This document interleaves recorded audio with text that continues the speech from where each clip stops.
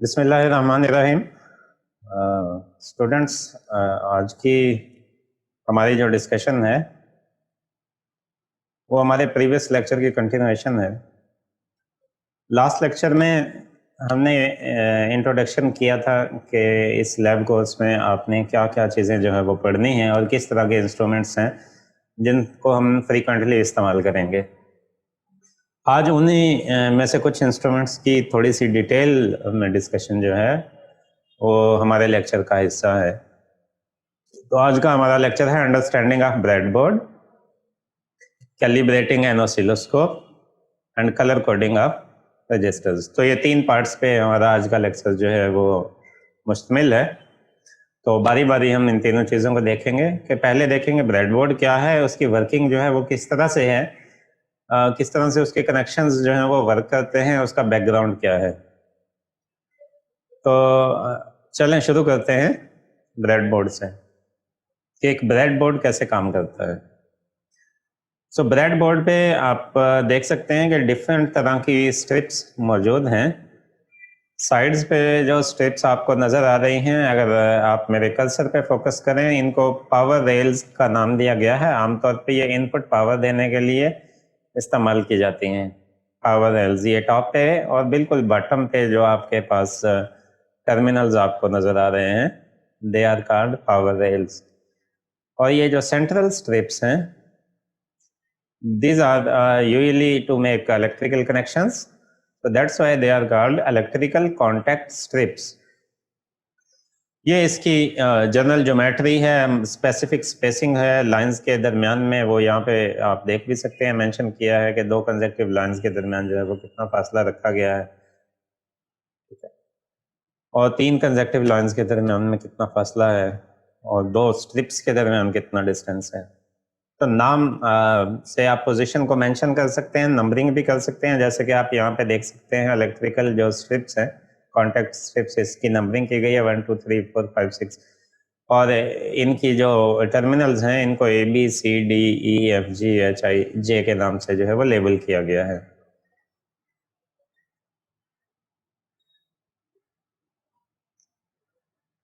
इसको और डिटेल से देखते हैं। एक्चुअली ये कनेक्टेड कैसे हैं, इनका कनेक्शन कैसे है, ये अंडरस्टैंड करने के लिए हम ब्रेडबोर्ड का फ्रंट और बैक व्यू जो है वो एक साथ देखते हैं। ये वो ब्रेडबोर्ड है जो लास्ट लेक्चर में भी मैंने आपको दिखाया था, जो जिस तरह का हमारी लैब में भी अवेलेबल है। सो ये टॉप पे आप इसका फ्रंट व्यू देख सकते हैं, जिसको हम डिटेल में डिस्कस कर चुके हैं। ये जो मैंने सर्कल किए हैं, ये वाला पार्ट जो है ये शो करता है कि यहाँ पे कनेक्शन नहीं है, डिसकनेक्शन है। कनेक्शन कैसे है, कौन कौन से पॉइंट आपस में कनेक्टेड है, ये देखने के लिए आप थोड़ा सा अपना फोकस जो है वो सेकंड डायग्राम पे ले आए। बैक व्यू जो है आपका ब्रेडबोर्ड का।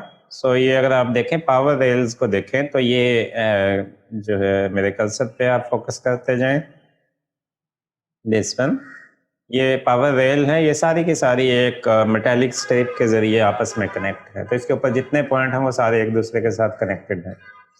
इसी तरह इसकी दूसरी लाइन भी आप देखें, ये एक दूसरे से कनेक्टेड नहीं है, लेकिन हॉरिजॉन्टली इस लाइन पे जितने पॉइंट्स हैं वो सारे के सारे एक दूसरे से कनेक्टेड हैं।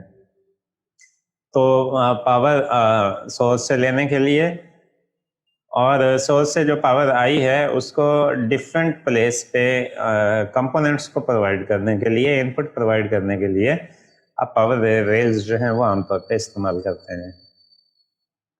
अब अगर आप इलेक्ट्रिकल कॉन्टैक्ट स्ट्रिप्स की बात करें, सेंट्रल जो आपकी ये लाइंस थी इनकी बात करें,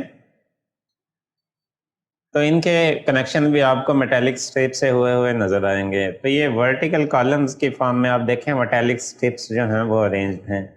हर स्ट्रिप के ऊपर 5 टर्मिनल मौजूद हैं, तो वो सारे 5 के 5 टर्मिनल जो हैं वो एक दूसरे से कनेक्टेड हैं। जस्ट वन लुक में आप फ्रंट और बैक व्यू दोनों पे फोकस करें। आप फ्रंट और बैक व्यू जो है दोनों पे फोकस करें, तो आपको ब्रेडबोर्ड की वर्किंग को अंडरस्टैंड करना बिल्कुल आसान हो जाएगा। आपको समझ आ जाएगी कि जो ब्रेडबोर्ड हम लेबॉर्ट्री में इस्तेमाल करेंगे उसके कौन से पॉइंट आपस में कनेक्टेड हैं, और कौन से जो है वो एक दूसरे से सेपरेट हैं, किस तरह से आप उनको इस्तेमाल कर सकते हैं। तो ये डिस्कनेक्शन जैसे कि फ्रंट व्यू में मैंने आपको बताया था, ये आप देखें बैक व्यू में भी आपको क्लियरली नजर आएगा कि ये स्ट्रिप्स आपस में कनेक्टेड नहीं है। कुछ ब्रेडबोर्ड ऐसे होते हैं जिसमें थ्रू आउट जो पावर रेल्स हैं ये आपस में कनेक्टेड होती हैं, कुछ में नहीं होती। जो डायग्राम मैंने आपको दिखाई थी लास्ट टाइम भी, या जो अब आपके सामने है, इसमें आप देखें कि दरमियान में जो है वो ब्रेक है, कनेक्शन मौजूद नहीं है। अगर आप इस डायग्राम को देखें तो इसमें ब्रेक नहीं है, इसमें पावर रेल जो है वो थ्रू आउट जो है वो कनेक्टेड हैं। जितने भी एक रो के अंदर पॉइंट्स हैं, टर्मिनल्स हैं, वो सारे एक दूसरे के साथ कनेक्टेड हैं। तो इस तरह से आप बड़ी आसानी से समझ सकते हैं कि कोई भी ब्रेडबोर्ड जो है वो किस तरह से वर्क करता है। अब आते हैं हम दोबारा ऑसिलोस्कोप पे। ऑसिलोस्कोप का जैसे मैंने लास्ट टाइम भी आपको बताया था कि प्रीवियस क्लासेस में आपने इसके बारे में पढ़ा है, इसे हम कहते हैं कैथोड रे ऑसिलोस्कोप। और कैथोड रे क्यों कहते हैं इसको? क्योंकि कैथोड से को हीट करके आप जो है इलेक्ट्रॉन्स को इजेक्ट करते हैं, फिर इलेक्ट्रिक फील्ड अप्लाई करके उसको एक्सेलरेट करते हैं, और फिर परपेंडिकुलर इलेक्ट्रिक फील्ड अप्लाई करके उसकी पोजीशन को कंट्रोल करते हैं, जो स्क्रीन पे पड़ती है, जिससे जो स्क्रीन को इनलाइट करती है, ग्लो करती है आपकी स्क्रीन, जिसकी वजह से स्क्रीन पे आपको कोई लाइन या पॉइंट की फॉर्म में इंप्रेशन जो है वो नज़र आता है। आज हमने ये देखना है कि ये जो ऑसिलोस्कोप हमारे पास मौजूद है, इसके अंदर जो है वो कौन कौन से ऑप्शंस मौजूद हैं, किस तरह से ये काम करती है, हमें कौन से ऑप्शंस पे फोकस करना है। ऑसिलोस्कोप को जब आप यूज़ करना शुरू करेंगे तो आपने क्या चीज़ जो है वो ज़हन में रखनी है, कौन से ऑप्शंस को कैसे सेट करना है आपने। तो सबसे पहले आपने ये देखना है कि कौन कौन से बटन्स जो हैं वो इस पर मौजूद हैं। ऑसिलोस्कोप आमतौर पे दो तरह की होती है। सिंगल चैनल ऑसिलोस्कोप भी होती है जिसमें आप सिर्फ एक वेव फॉर्म देख सकते हैं, और डुअल चैनल ऑसिलोस्कोप भी होती है जिसमें आप दो वेव फॉर्म्स को एक साथ देख सकते हैं। मींस वेव फॉर्म जो है दो डिफरेंट सोर्स से जो आपके पास आएगी, आप उसका कंपैरिजन कर सकते हैं। सबसे पहले ये सबसे लार्ज साइज में जो बटन्स हैं, हम इन पे फोकस करते हैं। इनके ऊपर आप देखें लिखा हुआ वोल्टेज पर डिवीजन। ये पहला बटन जो है that is for channel 1, and this second knob is for channel 2।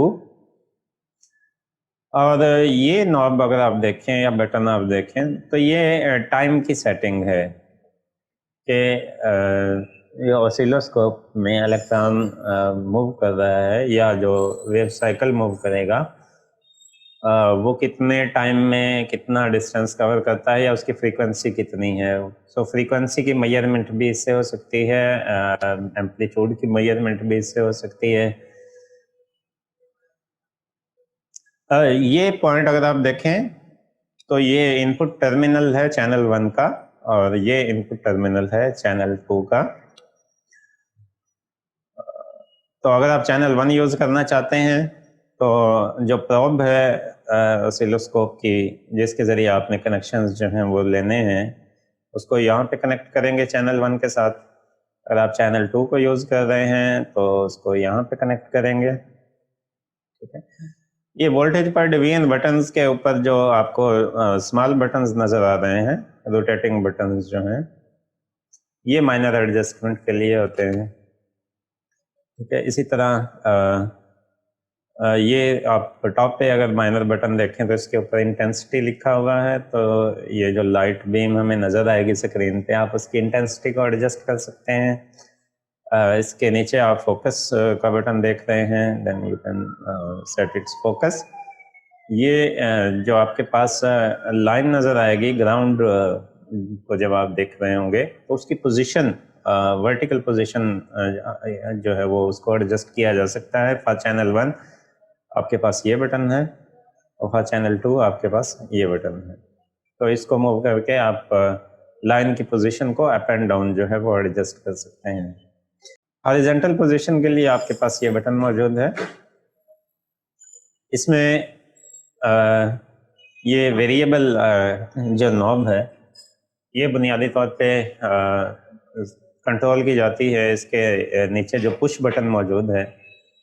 तो अगर ये पुश बटन जो है ऊपर होगा तो इससे वेरिएबल से आप जो है जो एम्पलीट्यूड है उसको एडजस्ट करेंगे, इनिशियल एम्पलीट्यूड को, जब आप कैलिब्रेशन कर रहे होंगे, ठीक है। और अगर आप इसको जो है वो पुश कर देंगे बटन को, push if you push down the button, तो फिर आप टाइम की एडजस्टमेंट जो है वो इसके जरिए करेंगे ऑन द हॉरिजॉन्टल स्केल कि आपका साइकिल जो है आप उसको एक्सटेंड करना चाहते हैं या कंप्रेस करना चाहते हैं, ठीक है। ये इसका पावर बटन है। अब फोकस कीजिएगा, यहाँ पे हर चैनल में वोल्टेज वाली जो नॉब है उसके नीचे आपको 3 ऑप्शन नजर आएंगे, AC, DC और ग्राउंड। ये चैनल 1 के लिए है, ये चैनल 2 के लिए है। यहाँ से आप मोड सेलेक्ट करते हैं कि आप चैनल 1 यूज़ करना चाहते हैं, आप चैनल 2 यूज़ करना चाहते हैं, या डुअल जो है वो आप यूज़ करना चाहते हैं, दोनों एक साथ इस्तेमाल करना चाहते हैं, तो आप मोड जो है उसको एडजस्ट कर देंगे। तो हम बात कर रहे थे ऑसिलोस्कोप के बारे में कि ऑसिलोस्कोप के अंदर के कौन कौन से ऑप्शंस मौजूद हैं। ये ऑसिलोस्कोप के ऑप्शंस हमारे सामने हैं। तो मोस्ट कॉमनली यूज्ड ऑप्शन हमने डिस्कस किए, किस तरह से आप पोजीशन को वेरी कर सकते हैं, किस तरह आप इंटेंसिटी को वेरी कर सकते हैं, किस तरह फोकस को वेरी कर सकते हैं। अगर आप सिंगल वोल्टेज को डिस्प्ले करवाना चाहते हैं तो आपको ये एक चैनल इस्तेमाल करेंगे। अगर आप एक से ज़्यादा वोल्टेज को डिस्प्ले करवाना चाहते हैं तो फिर आप इसके 2 चैनल मौजूद हैं, चैनल 1 और चैनल 2, आप दोनों को इस्तेमाल कर सकते हैं। तो मोड जो आपका बटन है, यहाँ से आप डिसाइड करेंगे कि आपने चैनल 1 यूज़ करना है, चैनल 2 यूज़ करना है, या डुअल मोड जो है इस्तेमाल करना है। तो हम बात कर रहे थे पावर बटन की, तो ये पावर बटन है। ये बेसिक कुछ चीज़ें हैं जो किसी ऑसिलोस्कोप में मौजूद होती हैं। डिफरेंट मॉडल्स के अंदर आपको डिज़ाइन में फ़र्क जो है वो नज़र आ सकता है थोड़ा बहुत। अदरवाइज ऑलमोस्ट सारे ऑप्शन जो हैं वो एक ही जैसे होते हैं। जैसे ये टेक्सियो मॉडल में हमारे पास जो ऑसिलोस्कोप है, इसको अगर आप देखें तो ऑलमोस्ट इसमें भी उसी तरह के सारे ऑप्शन जो हैं वो मौजूद हैं। इसमें भी 2 चैनल हैं, चैनल 1 और चैनल 2, ठीक है। पोजीशन के लिए और टाइम के लिए जो है वो बटन मौजूद है। इनपुट उसी तरह है। ग्राउंड का ऑप्शन भी दोनों ऑसिलोस्कोप्स में उसी तरह है। अच्छा, एक चीज़ जो आपने नोट करनी है, ये एक टर्मिनल मौजूद है यहाँ पे। अगर आप मेरे कर्सर पे फोकस करें, इस ऑसिलोस्कोप में भी है और इस ऑसिलोस्कोप में ये यहाँ पे मौजूद है, जिसके ऊपर CAL लिखा हुआ। CAL come from the calibration. तो आगे की डिस्कशन में हमने ये देखना है कि ये कैलिब्रेशन के लिए जो पॉइंट मौजूद है, जो टर्मिनल मौजूद है, इसका क्या मकसद है, ये किस काम के लिए इस्तेमाल होता है। ये साइड पे यहाँ पे आपको इसकी नॉब जो है वो नज़र आ रही है कि किस तरह की नॉब है। इसकी एक साइड जो है ये इन टर्मिनल के साथ कनेक्ट होती है, दूसरी साइड जो है वो जिन टर्मिनल्स से आप वोल्टेज को डिस्प्ले करवाना चाहते हैं उन टर्मिनल के साथ जो है वो आप इसके दोनों एंड्स को कनेक्ट कर देते हैं। अब आते हैं कि ऑसिलोस्कोप को कैसे कैलिब्रेट करेंगे। कैलिब्रेशन के बारे में आप जानते हैं कि किसी भी इंस्ट्रूमेंट को स्टैंडर्ड के साथ कंपेयर करना कैलिब्रेशन कहलाता है। आपको कैसे कंफर्म होगा कि आपकी ऑसिलोस्कोप की जो सेटिंग है उससे आप जो वोल्टेज मेजर कर रहे हैं या उससे आप जो फ्रीक्वेंसी मेजर कर रहे हैं या जो उससे टाइम पीरियड मेजर कर रहे हैं वो ठीक है। तो ये चेक करने के लिए एक स्टैंडर्ड इनपुट मौजूद है हमारी ऑसिलोस्कोप के अंदर जो एग्जैक्ट है। तो पहले हम उस स्टैंडर्ड इनपुट को मेजर करेंगे और ये चेक करेंगे कि वो स्टैंडर्ड इनपुट जो है वो 5 वोल्ट है। तो हमने चूँकि ग्राफिकली मेजर करना है तो हमारे कितने डिवीजन्स जो हैं वो 5 वोल्ट के बराबर होंगे। इसी तरह हम फ्रीक्वेंसी के लिए भी उसे चेक करेंगे। तो कुछ बेसिक स्टेप्स हैं जिनको हम फॉलो करते जाएंगे, पॉइंट बाय पॉइंट हम डिस्कस करते हैं कि स्टार्ट में जब आप काम करना शुरू करेंगे ऑसिलोस्कोप पे तो सबसे पहला काम हमने उसकी कैलिब्रेशन करनी है। तो ऑसिलोस्कोप को यूज करने के स्टेप्स जो है वो हम डिस्कस करते हैं। तो पहला स्टेप क्या है जी, examine all the controls on your scope and set them to normal positions. तो जितने भी बटन्स हैं इनको उसकी नॉर्मल पोजीशन पे जो है वो सेट कर दें, जो जहाँ पे होना चाहिए। जैसे अगर आप ऑसिलोस्कोप पे देखें तो ये दोनों जो चैनल्स हैं इनको आप इनिशियली जो है वो ग्राउंड पे कर दें। दोनों चैनल्स के ये जो एडजस्टमेंट वाले बटन्स हैं इनको आप ग्राउंड पे कर दें। यहाँ से आप सेलेक्ट कर लें आपने चैनल 1 यूज़ करना है, चैनल 2 यूज़ करना है। कोई भी बटन जो है वो पुश ना हुआ हो, ठीक है, ये अपनी नॉर्मल पोजीशंस पे मौजूद हो, ठीक है। ट्रिगर आमतौर पे हम ऑटो के ऊपर एडजस्ट करते हैं, ठीक है, कि अगर ज़रूरी नहीं है तो ट्रिगर का ऑप्शन जो है वो हम ले गए नहीं। तो तमाम बटन्स इनिशियली चेक कर लेंगे ऑन करने से पहले कि अपनी नॉर्मल पोजीशंस पर मौजूद हैं। हमने पहला काम ये करना है, ठीक है। तो all the push down button, जो पुश बटन्स हैं, दो should be on the up position. उसके बाद आप ऑसिलोस्कोप को टर्न ऑन कर देंगे, ठीक है। टर्न ऑन करने के बाद आमतौर पे आप ऑसिलोस्कोप को 1 से 2 मिनट ओल्ड फैशन मेथड है वार्म अप के लिए देते हैं, ताकि प्रॉपरली जो है वो कैथोड रे जनरेट होना शुरू हो जाए, तो आपके पास एक स्टेबल जो है वो बीम स्क्रीन पर मौजूद हो। अब चूंकि आप कैलिब्रेशन करना चाहते हैं तो आपने दो नॉब्स ऐसी हैं, दो आपके डायल्स ऐसे हैं जिनको आपने एडजस्ट करना है। एक आपका है टाइम पर division button, this is time पर डिवीजन बटन, और दूसरा जिस चैनल को आप इस्तेमाल करेंगे उस पे आप जाएंगे तो इनकी पोजीशन को आपने यहाँ पे 1 मिली सेकेंड पर एडजस्ट करना है, वोल्टेज को 1 मिली वोल्ट पर, और टाइम को आपने एडजस्ट करना है at this point 1 millisecond पे, राइट। तो आपने ऑन किया, उसके बाद आपने क्या किया, टाइम पर डिवीजन वाला जो डायल है उसको रोटेट किया आपने, और रोटेट करके आपने उसकी पोजीशन को कहाँ सेट कर दिया, 1 मिली सेकेंड पर, ठीक है। ट्रिगर स्विच जो है उसको आप ऑटो पे ले आए। उसके बाद आपने प्रोब को जो है वो इनपुट कनेक्टर के साथ कनेक्ट कर दिया। ये आपके इनपुट कनेक्टर्स हैं, ये चैनल 1 का है और ये चैनल से जो ऑसिलोस्कोप अवेलेबल है। सो ये इनपुट कनेक्टर हैं। प्रोब को आपने इसके साथ जो है वो कनेक्ट कर दिया, ठीक है। मेक श्योर करेंगे अगर डुअल चैनल है और आप कैलिब्रेशन करना चाहते हैं तो पहले आप चैनल 1 को इस्तेमाल करेंगे, ठीक है। अगर आप सिंगल चैनल जो है वो यूज़ करना चाहते हैं, अगर आप दोनों चैनल यूज़ करना चाहते हैं तो फिर आप दोनों की कैलिब्रेशन करेंगे, ठीक है। सो सिंगल वेवफॉर्म को अगर आप देखना चाहते हैं यूज़, एक चैनल आपके काम आता है तो फिर आप पहले प्रेफर करेंगे चैनल 1 को, और अगर आप बाद में कंपैरिजन पर जाना चाहते हैं तो फिर आप चैनल 2 की अलग से कैलिब्रेशन करेंगे, ओके। उसके बाद जो है कैलिब्रेशन के लिए जो टर्मिनल मौजूद है प्रोब से उसको टच करेंगे। इसमें एक बात जहन में रखने की है कि ग्राउंड करना ज़रूरी नहीं है जब आप कैलिब्रेशन कर रहे होते हैं तो वो क्या कहता है जी, जो भी वोल्टेज कैलिब्रेशन में मौजूद है आमतौर पे टर्मिनल पे लिखा होता है 2 वोल्ट पीक टू पीक या 5 volt peak to peak. So peak to peak measurement की जाती है वोल्टेज की। तो आपने ये देखना है कि वर्टिकली चूंकि आप एम्पलीट्यूड मेजर कर रहे हैं या वोल्टेज मेजर कर रहे हैं कि 2 वोल्ट पीक टू पीक, चूंकि आपने वोल्टेज पर डिवीजन का जो ऑप्शन था उसको 1 पर सेट कर दिया था। तो अगर 5 वोल्ट का ऑप्शन है तो आपने ये देखना है कि वो 5 वोल्ट जो हैं वो एक बिग बॉक्स में आते हैं या 5 बिग बॉक्स में आते हैं। हर जो डायल है उसके ऊपर स्मॉल एडजस्टमेंट के लिए बटन मौजूद होता है।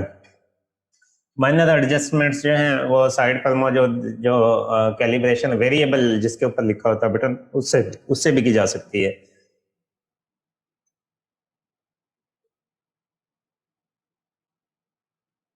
Okay, so if necessary adjust time per division or volt per division control until the scale wave fit nicely within the display.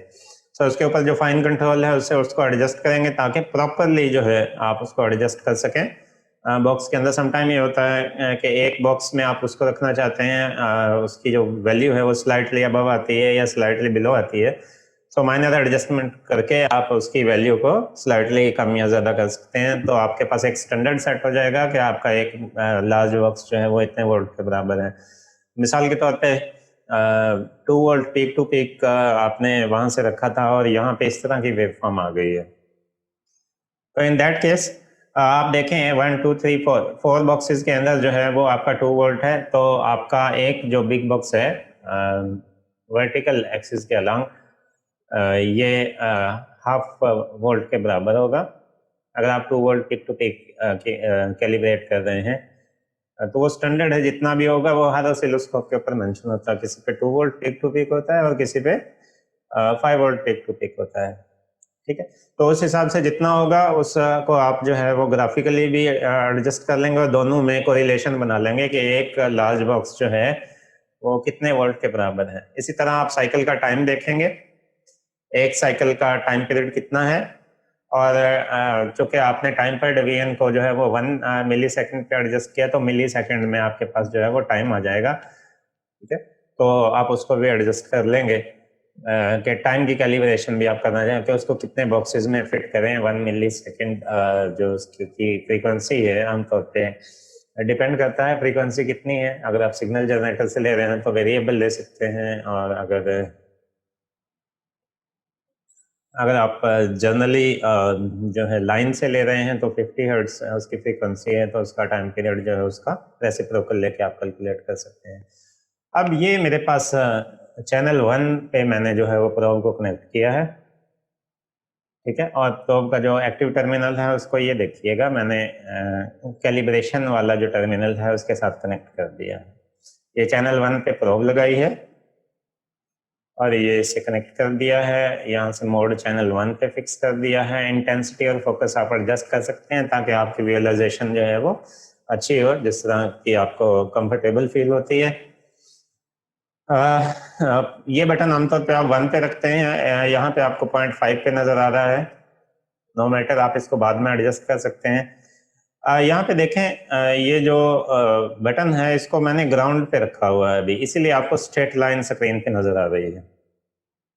अब हम क्या करेंगे, चूंकि एसी सिग्नल हमारे पास कैलिब्रेशन के लिए मौजूद है, स्क्वायर वेव की फॉर्म में हमारे पास सिग्नल मौजूद है, तो हम इस बटन को जो है वो लेफ्ट साइड पे पुश कर देंगे टुवर्ड एसी। और जब आप इसको लेफ्ट साइड पे टुवर्ड एसी पुश करेंगे तो आपके पास इस तरह का डिस्प्ले आएगा। तो ये एक आपके पास स्क्वायर वेव है जो आपको नजर आ रही है। ये 1 लार्ज बॉक्स में जो है वो पूरी आती है।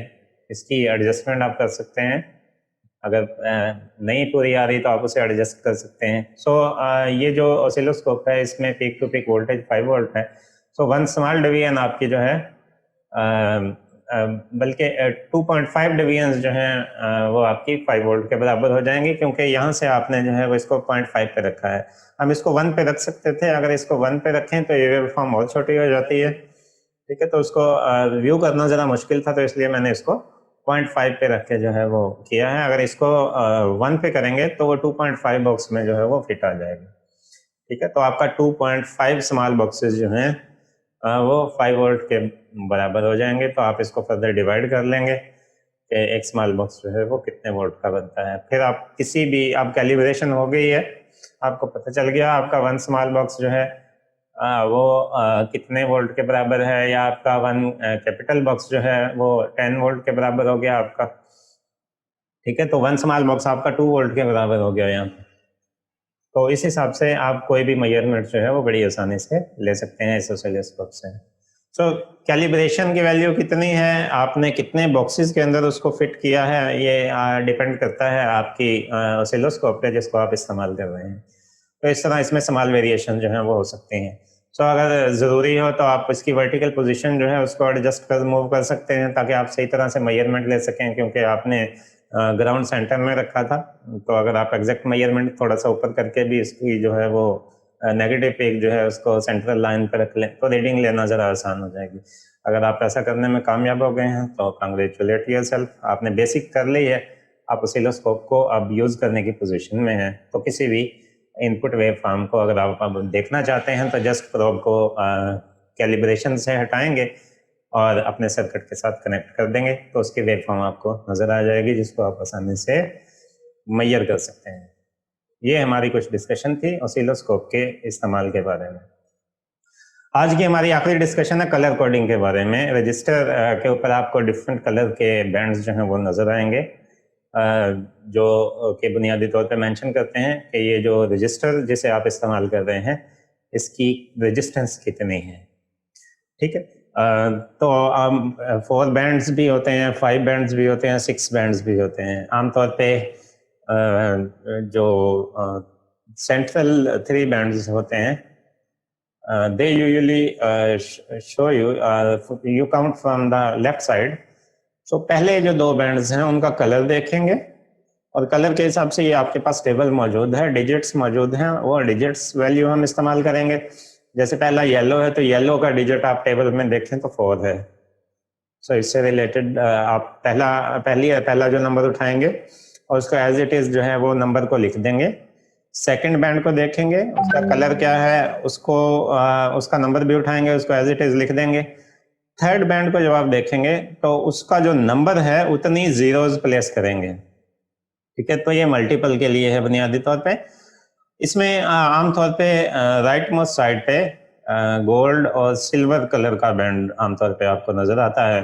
वो टॉलरेंस को शो करता है, मीन्स आपकी जो आपका जो रजिस्टर है उसके अंदर जो है वो मार्क्ड वैल्यू से कितनी वेरिएशन हो सकती है, ±5% फॉर गोल्ड, ±10% फॉर सिल्वर जो है। और बाकी कलर्स के लिए भी आपको यहाँ पे क्लियर डिस्क्रिप्शन नजर आ रही है। टेम्परेचर कोफिशिएंट तमाम में नहीं होता, बाज रजिस्टर्स में मौजूद होता है, तो उसके लिए एक्स्ट्रा बैंड भी आमतौर पे कुछ रजिस्टर्स पर बनाया गया होता है।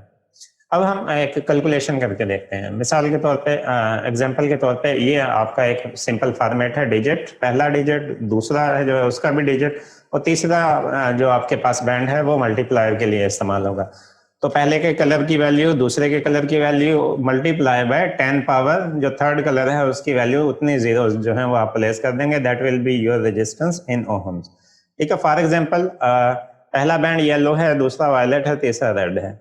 राइट, येलो का नंबर 4 है, वायलेट का नंबर 7 है और रेड का नंबर 2 है। सो 4 एज इट इज आएगा, 7 एज इट इज आएगा, 2 जो है इसके बराबर जीरोज आ जाएंगे। 10 पावर 2 मीन्स 100, आप 100 से मल्टीप्लाई कर देंगे, so that will be 4700 ohms. ये आपकी रेजिस्टेंस आ जाएगी। तो कोई भी जो रजिस्टर आपको लैब में अवेलेबल होगा, मीटर ना भी अवेलेबल हो तो उसकी कलर कोडिंग देख के, उसके बैंड्स का कलर देख के भी आप उसकी रेजिस्टेंस को मेजर कर सकते हैं। ठीक है जी, आज के लिए यही हमारी डिस्कशन थी। होपफुली आपने इसको समझा होगा।